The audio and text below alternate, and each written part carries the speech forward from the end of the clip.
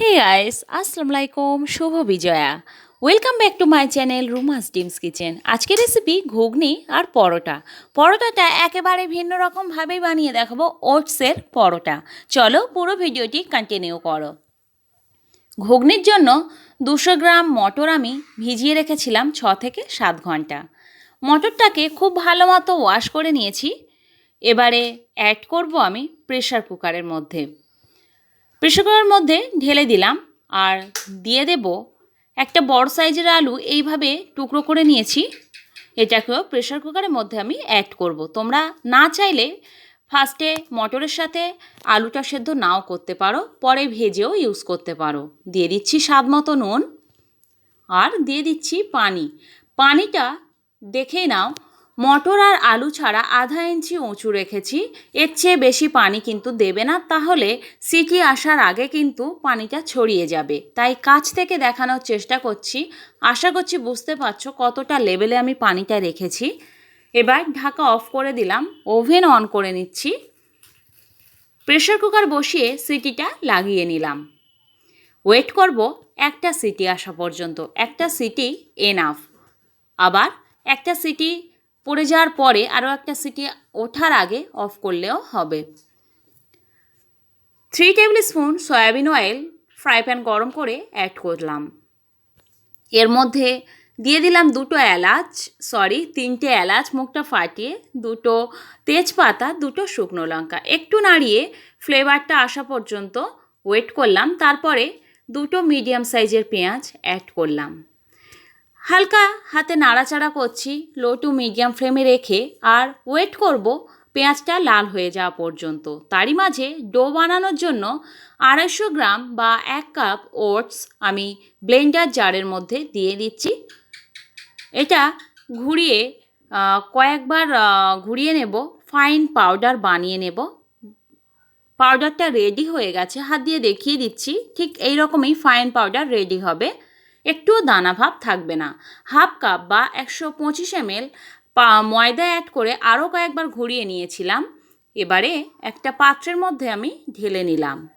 তারই মাঝে পেঁয়াজটা অলমোস্ট লাল হয়ে গেছে, আর অ্যাড করছি একটা মিডিয়াম সাইজের টমেটো, 1 টিস্পুন রসুন বাটা, 1 টিস্পুন আদা বাটা। এটাকেও নাড়াচাড়া করে নেব প্রায় 3 মিনিটের মতো, আর ভালোভাবে কষানো হয়ে যাবে এই 3 মিনিট। তাই জন্য নাড়াচাড়া করে একটু কষিয়ে নেব, কাঁচা গন্ধটাও চলে যাবে। আর তারই মাঝে ওই ডোটার মধ্যে আমি ডো বানানোর জন্য এই ওটস আর ময়দা পাউডারের মধ্যে 1 টিস্পুন চিনি দিলাম, সামান্য একটু নুন দিলাম, হাফ টিস্পুন জোয়ান, এটা হাতে একটু ঘষে নিয়ে দিলাম, আর দিয়ে দিচ্ছি 3 টেবিল স্পুন টক দই। টক দই আর জোয়ানটা মাস্ট এই ওটসের পরোটাতে। 1 টেবিল স্পুন সয়াবিন অয়েল দিলাম। এবার টমেটো পেঁয়াজ এটা কষানো হয়ে গেছে। এবার এর মধ্যে অ্যাড করছি হাফ টিস্পুন জিরে পাউডার, হাফ টিস্পুন হলুদের গুঁড়ো, হাফ টিস্পুন লাল লঙ্কার গুঁড়ো, আর হাফ টিস্পুন কাশ্মীরি লাল লঙ্কার গুঁড়ো। এটা দিয়ে দিলাম মৌরি আর ধনের গুঁড়ো হাফ চামচ। ভালোভাবে নাড়াচাড়া করে কষিয়ে নিচ্ছি। যদি মৌরি হাতের কাছে অ্যাভেলেবেল না থাকে, শুধু ধনে গুঁড়ো দিলেও হবে, তবে মৌরিটা দেওয়ার কারণে এর স্বাদ অনেকটাই বাড়িয়ে দেয়। তাই মৌরি আর ধনে গুঁড়ো মিলিয়ে কিন্তু হাফ চামচ আমি অ্যাড করলাম। 3 মিনিট মতো কষিয়ে নেওয়ার পরে বয়েলড করে রাখা মটর আর আলুটা আমি কড়াইয়ের মধ্যে ঢেলে দিলাম। এটাও খুব ভালো মতো নাড়াচাড়া করে একটু ভাজা ভাজা করে নেব। তাই হালকা হাতে নাড়াচাড়া করতে হবে, যেন সেদ্ধ আলুগুলো একেবারেই গলে না যায়।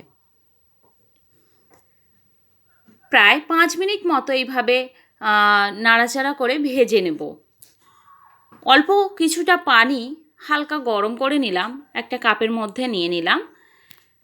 এবার ডোটা বানানোর জন্য এই যে মশলাগুলো বা টক দই দেয়া ওটস আর ময়দাটা ভালোভাবে হাত দিয়ে আমি মাখিয়ে নিলাম। তারপরেই কিন্তু উষ্ণ গরম পানিটা অল্প অল্প করে দিয়ে আমি হাত দিয়ে মাখলাম। যখন চটচটে ভাব এসে যাবে সেই টাইমটা আবারও অল্প কিছুটা 2 টেবিল স্পুন ময়দা আমি অ্যাড করে আবারও খুব ভালো মতো মাখবো। তাই ফার্স্টে কিন্তু হাফ কাপ বা 125 ml ময়দা আমি অ্যাড করেছিলাম, কারণ পরে 2 টেবিল স্পুন থেকে 3 টেবিল স্পুন ময়দা আবারও লাগবে।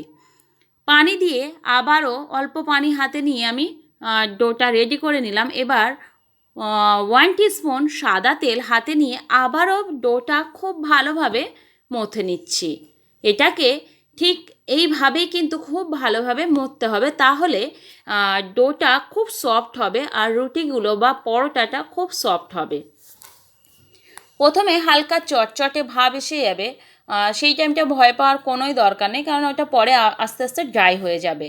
5 মিনিট মতো ভেজে নেওয়ার পরে স্বাদ মতো নুন দিলাম আর উষ্ণ গরম পানি অ্যাড করলাম বেশ কিছুটা। তোমাদের পছন্দ মতো যতটা ঝোল তোমরা রাখতে চাও সেই মতোই তোমরা পানিটা অ্যাড করবে। এবার খুব ভালো মতো নাড়াচাড়া করে ঢাকা অফ করে দেব প্রায় 6 থেকে 7 মিনিট বা 7 থেকে 8 মিনিট মতো। ডো থেকে লেচি কেটে নিয়েছি আর দেখিয়ে দিচ্ছি কত সফট একটা ডো রেডি হয়েছে। দেখতেই পাচ্ছ কত ইজিলি কেটে গেল, কোনো টান ভাব নেই বা কোনো স্টিকি ভাব নেই। খুব সুন্দরভাবে হাত দেওয়ার সাথে সাথেই ছানা যেমন কেটে যায় সেই রকমই কেটে যাচ্ছে, তাহলে তোমরা বুঝতেই পারছ কতটা সফট ডো রেডি হয়েছে। এবার বেলে নেওয়ার জন্য অল্প কিছুটা ময়দা দিয়ে রুটিটা বেলে নিলাম, তার উপরে হাফ টিস্পুন মতো সাদা তেল দিয়ে এটাকে ফ্ল্যাট করে নিলাম, তার উপরে ছড়িয়ে দিচ্ছি ময়দাটা দিয়ে এটা হালকা হাতে একটু ছড়িয়ে নেব আবারও, আর ছুরি দিয়ে বা এইভাবে চামচের পেছন দিয়ে কেটে আমি উল্টিয়ে পরোটা যেভাবে আমরা বানাই সেই রকমভাবে আমি ঘুরিয়ে নিচ্ছি। এবার পরোটাটা বেলে নেব আর দেখিয়ে দেব এরকমভাবে পরোটা তোমরা যদি বানাও তাহলে কিন্তু ধারে এইরকমভাবে ক্র্যাক আসতে পারে, কেননা এটার মধ্যে ওটস আছে, তাই এইভাবে পরোটা বানালে কিন্তু পরে ধারে ধারে একটা ক্র্যাকস হয়ে যাবে। ঘুগনিটা অলমোস্ট ডান হয়ে গেছে, তো এই টাইমে হালকা একটু নাড়াচাড়া করে ঢাকা অফ করে আমি ওভেন অফ করে নেব আর বসিয়ে দেব অন্য একটি ফ্রাই প্যান, যার মধ্যে আমি পরোটাটা সেঁকে নেব। আরও একটি লেচি দিয়ে আমি পরোটা বেলে নেব। এটাতে সিম্পলি যেভাবে আমরা রুটি বানাই ঠিক সেই রকমভাবেই কিন্তু বানাবো। আর আমি বলবো তোমরা ওটসের পরোটা যদি বানাও তাহলে কিন্তু এই সিম্পলি রুটির মতো করেই কিন্তু বেলে পরোটাটা বানাবে, তাহলে অনেক ভালো হবে আর সাইডে কোনো ক্র্যাকও আসবে না। আরও একটা স্টাইলে দেখিয়ে দিচ্ছি 3 কোনা শেপে, তাই 1 টেবিল স্পুন তেল দিলাম, 1 টিস্পুন তেল দিলাম, তেলটাকে ভালো করে ফ্ল্যাটিং করে এর মধ্যে দিয়ে দিচ্ছি ময়দা বেশ কিছুটা ছড়িয়ে। ময়দাটা ছড়িয়ে দেওয়ার পরেই আমি এটা 3 কোনা শেপ দিয়ে নিচ্ছি, দেখতেই পাবে। আর এইভাবে বানালে কিন্তু ক্র্যাক আসবে না। এভাবে বাচ্চাদের মন মতো যদি বানিয়ে দিতে চাও তাহলে একটু স্টাইল করে বানিয়ে দেওয়া যেতেই পারে, ওরকমভাবেও বানাতে পারো। একটা সাইড একটু কালারটা সাদা হয়ে যাওয়ার পরেই আমি উল্টিয়ে দিলাম আর 3 কোনা করে পরোটাটা বেলে নিলাম তারই মাঝে। এবারে দিয়ে দিচ্ছি 1 টেবিল স্পুন সাদা তেল বা সয়াবিন অয়েল। বাচ্চাদের জন্য এটা কিন্তু তোমরা বাটার দিয়ে ও সেঁকে দিতেই পারো বা ঘি দিয়ে। একটা সাইড একটু ঘুরিয়ে আরও একটা সাইড আমি আবারও ঘুরিয়ে নিচ্ছি। এবার এইভাবে কিন্তু ঘুরিয়ে ঘুরিয়ে প্রত্যেকটা পরোটা সেঁকে নিতে হবে। আর এই ওটসের পরোটার মধ্যে টক দই আর জোয়ানটা দেওয়ার কারণে কিন্তু পরোটার স্বাদ সত্যি অনেক গুণ বাড়িয়ে দেয় আর অনেক টেস্টি হয়। এইভাবে পরোটাটা সেঁকে তুলে নিলাম। বাকিগুলো এরকমভাবেই ফার্স্টে কিন্তু সেঁকে নিতে হবে। একটা সাইড সাদা হয়ে যাওয়ার পরে আরও একটা সাইড সাদা হয়ে যাওয়ার পরেই তেলটা অ্যাড করে কিন্তু ভেজে নিতে হবে। ফার্স্টেই রুটি বা পরোটা যাই বলো, যদি কড়াইয়ের মধ্যে দিয়েই সঙ্গে সঙ্গে তেল দাও তাহলে কিন্তু ভালো রেজাল্ট পাওয়া যায় না। তাই ফার্স্টে দুটো দিকই সেঁকে নিয়ে তারপরে কিন্তু তেলটা অ্যাড করতে হবে। এইভাবে প্রত্যেকটা পরোটা আমি সেঁকে নিচ্ছি।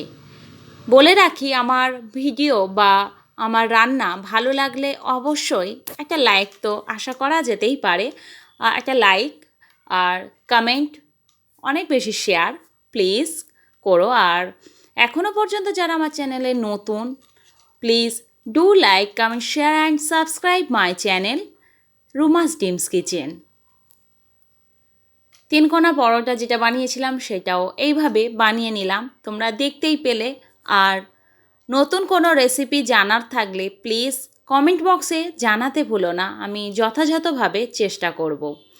সবাই খুব ভালো থাকো, হেলদি থাকো, সেফলি থাকো। আর রেডি হয়ে গেছে পরোটা, হাত দিয়ে কেটে দেখিয়ে দিচ্ছি কতটা সফট হয়েছে, তোমরা বুঝতেই পারছো। কোনো স্টিকি ভাব আসবে না এই পরোটাটা। তোমরা এই রকমভাবেই যদি রাখো, পরের দিনে গিয়েও দেখতে পাবে এই রকম সফটই পরোটা পাবে, কোনো স্টিকি আসবে না। আল্লাহ হাফিজ।